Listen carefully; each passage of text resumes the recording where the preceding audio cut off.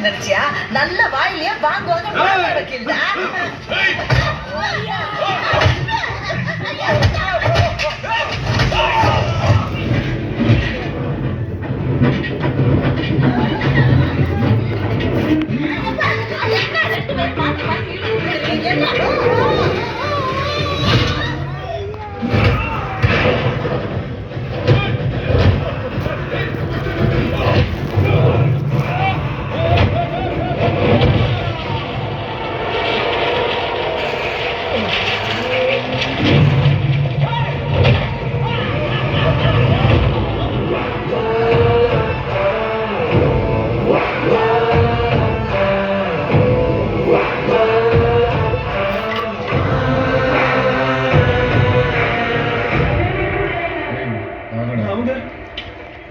அடிக்கிறான்டா.